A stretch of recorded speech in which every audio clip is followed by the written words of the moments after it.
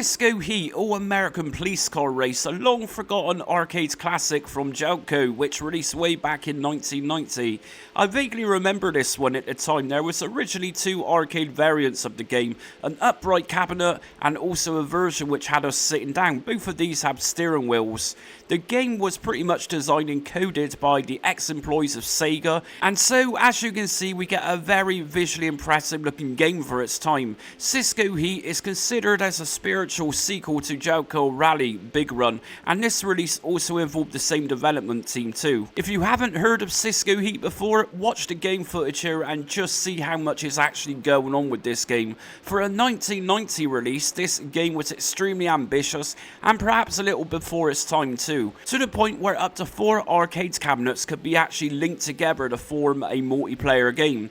We have various different angles and a range of perspectives used in Cisco Heat to increase the realism whilst racing. As we race through San Francisco, the Golden Gate Bridge and speeding up and down hills look incredible for its time. Gone are those days of rudimentary side objects of a racetrack dotted here and there. This game goes well above and beyond. If you are familiar with the biggest racing games of mid to late 1980s, you can easily see what a major achievement this game was with so much happening. The game has been considered similar to Outrun as well as Chase HQ, which I've also previously covered in this arcade port series. In Cisco Heat, we race using the police squad car, racing through San Francisco, which features many of its landmarks such as the Golden Gate Bridge as well as Alcatraz. The aim of the game is to win the race in first place for the National Championship Police Car Steeplechase. We have the choice of racing with one of two police cars, one which is better for speed and the other better for handling corners. Cisco Heat was never actually released for any console, although it was announced for the Atari Jaguar at one point but never actually materialised. So we predominantly had the game ported to home computers, largely published by Imageworks and a development team known as iSoftware. If you are familiar with the various home computer versions of this game, you'll know what to expect in this ranking video. For those not in the know, you are about to see some of the most interesting racing games ever made.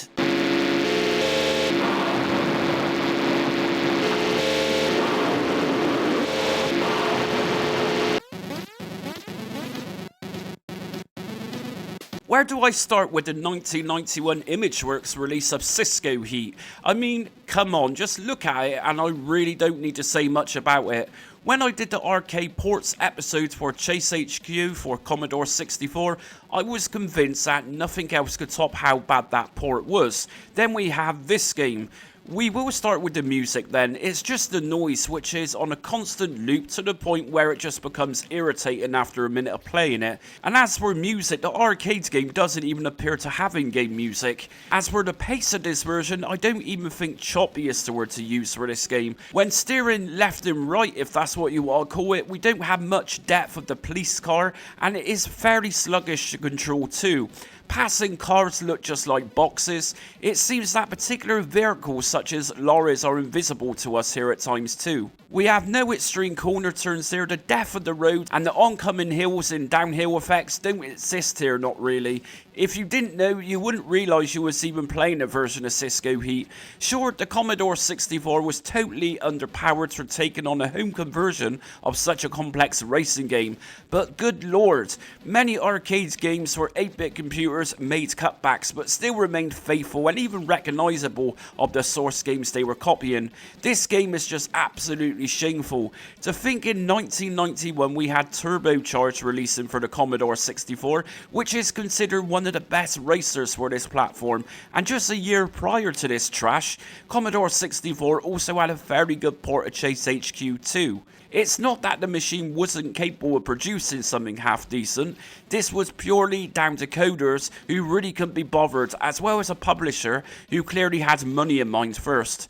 Just as you thought this game could look no worse, we suddenly enter areas which have buildings on the sides of the road. This is where incoming racers truly look bizarre.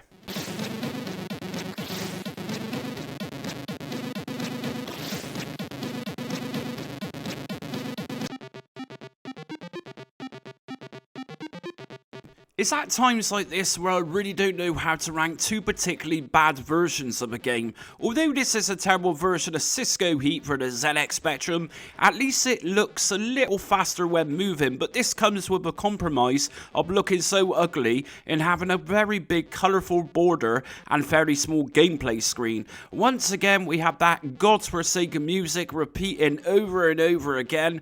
We have very bad control mechanics which seem to have latency issues when turning either left or right. Another issue with this Spectrum version is rather than crashing into a car and coming to a halt or even flipping over, this game will just keep you bashing against another racer constantly. Once we do crash and flip over, you can truly see the magnitude of the ugliness of this version. The detail for the player's police car is just so badly assembled. You can see the green road. Yes, you heard it and you see it. The green road is actually inside of the car itself. We can even see the black lines of the roads through the police car itself. I mean, come on, this is just so terrible. Remember my Chase HQ video? Do you remember the ZX Spectrum had one of the best versions of that game? Chase HQ released in 1989. Now, this nonsense released in 1991. Like I say, this is actually no better than the Commodore 64 version. It ranks here because it needs to be ranked somewhere. And if anything, the only thing that it has going for it is a slightly faster frame rate and jumping over hills, which doesn't really look that great anyways.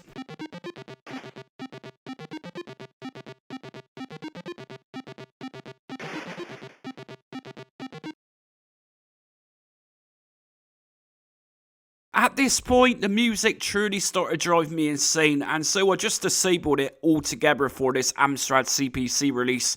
So as you'll see, this looks much like the ZX Spectrum's version, but only in colour, and a massive upgrade visually speaking to some extent. Is it good? No, it's still a shockingly bad version. It roughly moves at the same speed as the Spectrum's conversion, and still has the bad controls. Like I say, I'd imagine like for most Amstrad and Spectrum arcade conversions, this was a port of Spectrum's game to Amstrad or vice versa.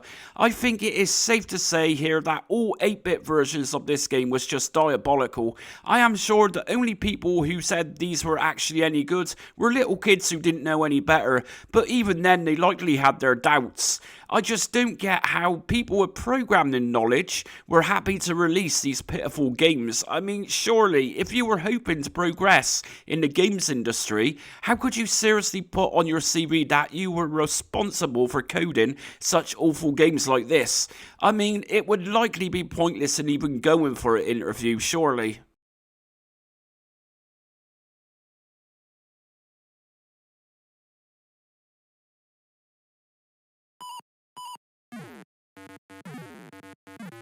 "1991 also brought us the home conversion of Cisco Heat for IBM PC compatibles. Of course, the early 1990s was easily a turning point for DOS gaming in terms of colour and music. Of course, this is a massive upgrade from all of the 8-bit computer versions, but can I say it is anything special? No. It does run smoother, of course, and although the music is irritating, it's less irritating here, although we do get annoying sound effects which compensates for that irritating music. And no, don't expect the sounds of the police car revving.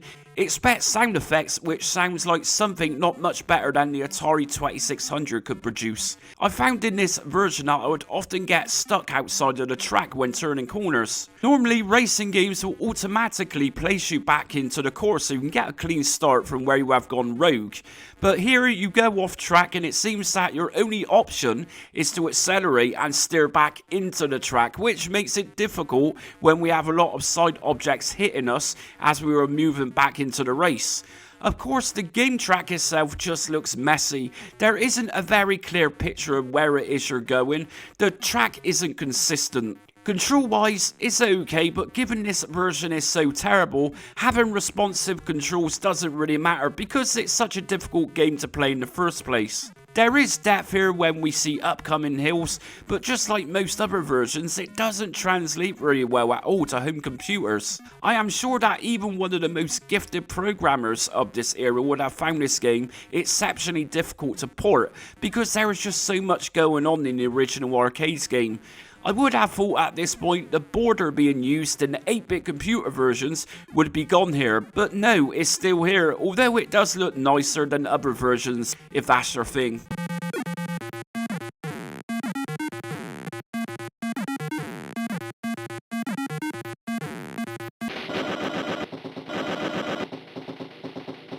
If you don't know much about 16-bit computers, then don't let this Commodore Amiga conversion make you think this is the best it can do in terms of racing games. Now, Lotus was released a year prior to this trash and easily wipes the floor with this version. For those of you more knowledgeable with 16-bit computers, and specifically the Commodore Amiga, you will likely agree with me this is a complete shambles of a conversion. Sure, it is an upgrade visually from everything else so far, although it is missing a lot of scenery, but this can be forgiven as games like this often had cutbacks to make things run faster. I really think though, after playing this version, they should have just cut back the entire idea of even porting this full stop. It's way too choppy to really be enjoyable, and when you think you are getting somewhere, some annoying object in the middle of the road hits you over. Turning in this game is fairly terrible. There really is no sense of enjoyment with this game. It's just so awful. You might have thought we would have had extra features for a 16-bit system, such as sirens. Not with this version, you don't.